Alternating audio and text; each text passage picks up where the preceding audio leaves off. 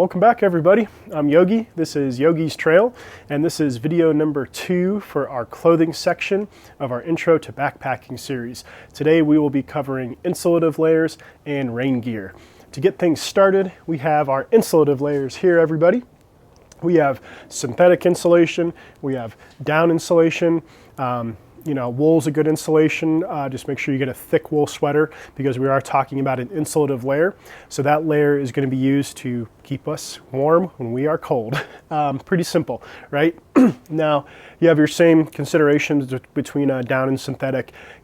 Down will not insulate when compressed. So if you're on your camp chair and you're sitting down and you get that cool kind of breeze behind you, that's why. Synthetic will insulate when compressed. Down will not insulate as well when wet. Synthetic will insulate better when wet. Synthetic is going to not pack down as small as down will. Down will compact super, super good. Like that right there, nothing. This, yeah, whatever.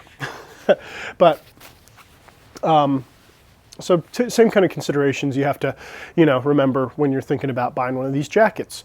Are you going to be somebody that's going to hike in their jacket a lot? Are you, really easily, do you get cold? Do you, just like to have your jacket on and hike with it for some reason? Then you might want to get a synthetic jacket because it's going to do better when it gets wet from all the sweat that you get when you're hiking with it. Down jacket, this is kind of my choice. It's super compressible, it's lightweight, it's very warm. Down is definitely going to be warmer than a synthetic jacket. Now this is a EE Torrent. This is, kind of like the exception. This is a very warm synthetic jacket, and it weighs just as much as my ultralight down jacket over here. So that's a really cool option. If you want something that's going to breathe a little bit more, this Arc'teryx Atom LT is going to have some material on the side that dumps heat and vents really well. So that's nice if you do like to hike with your jacket on a lot, then you might want to consider kind of something like that. But just the whole kind of across the board stuff with down and synthetic you want to keep in mind when you're getting one of these jackets.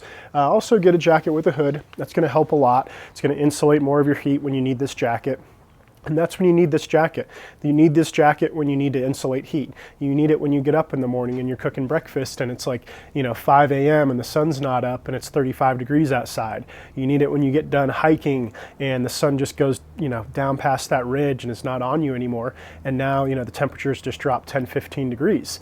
So that's when these jackets are used. They're going to spend a lot of time in your backpack probably, and you're going to use them when you need them. So that being said, that's kind of their main purpose, just give you a little bit more insulation. So make sure you get something, make sure you test it for yourself, make sure it's going to work for you. These are just kind of like a few options, a few different materials out there that they use.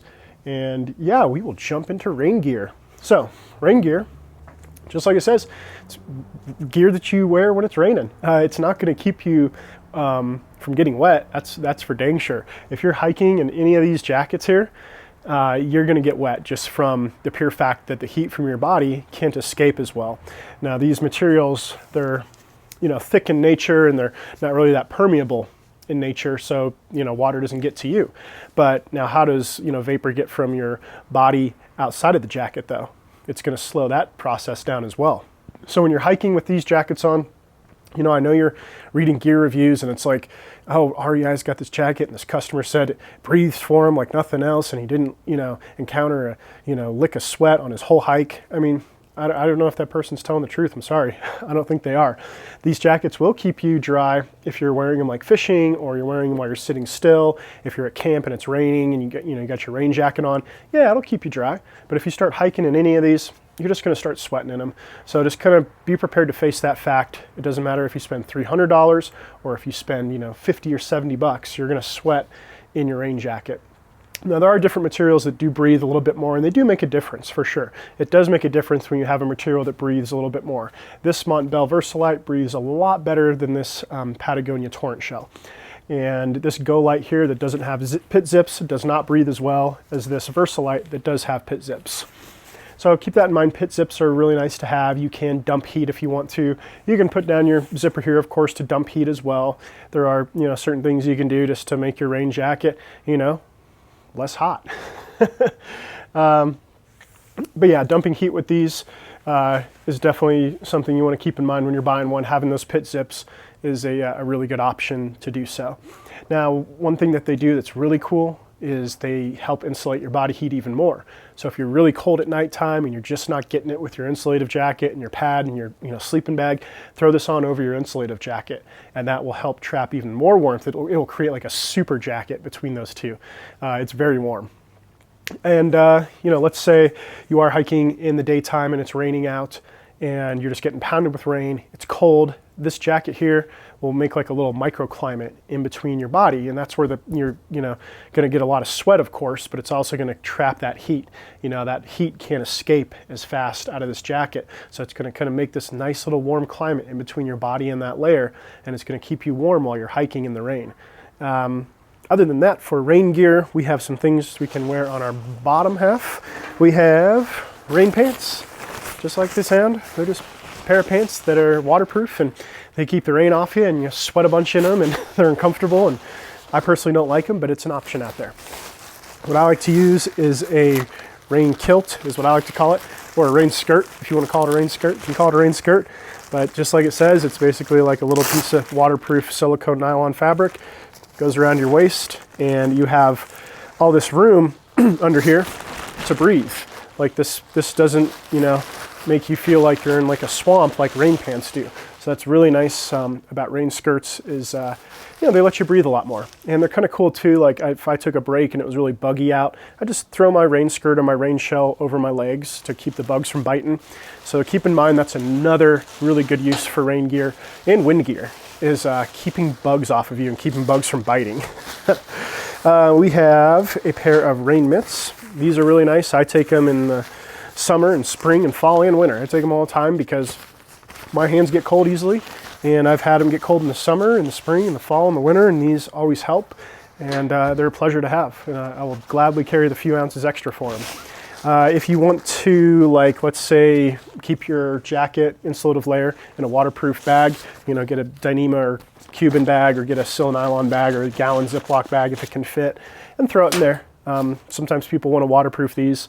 I just take it, throw it in my pack, and if it gets bad, I might throw it in my trash compactor bag with my sleeping bag if it really needs to be waterproofed, but that's always an option too. Getting back to rain gear here, we have a rain poncho, or a poncho tarp to be exact. So this here is a My Trail Co. poncho tarp, and it's just a big old poncho, and it also connects as a tarp. It has a hood, and I don't really use this for rain gear. I really don't like the poncho. It's all waving everywhere, and unless you have one that kind of cinches with the belt around the middle, I don't know, I'm not too crazy about ponchos, even though it is cinched with my hip belt, it's just flailing in the wind everywhere. And I don't know, I've seen some cool ones on Z-Packs where they kind of tie back around the back a little bit more from what it looks like. So maybe check out those if you like ponchos, or maybe you just are a poncho person and you'll love them. Those are definitely an option. And if you want to go super ultralight, some people use their ponchos for their main shelters as well. So there's a company that actually sells a poncho tarp that's designed for a main shelter as well. I just don't I don't recommend that, just because I don't like to have my main shelter, my main way of staying safe and dry also being my rain gear as well too. So you'll have to make that decision for yourself if you want to be one of those super ultralight people. My favorite thing to bring is the umbrella, of course. This thing here is going to be useful for not only rain protection, but sun protection. If you're up in the high country and you don't have any trees, you can pop this up. If it's super annoying and bipolar like Colorado is, it'll rain for 5 minutes, it'll stop for a minute, and then it'll start for another 5.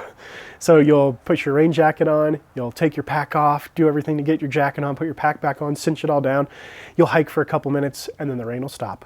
And it'll be sunshine and beautiful. And you're like, oh man, I'm getting hot. Take your rain gear off, take your pack off, put everything away, put your pack back on, cinch it down, take a bite of a snack, take a picture, and then you're hiking again, and then bam, it's raining again in 3 minutes.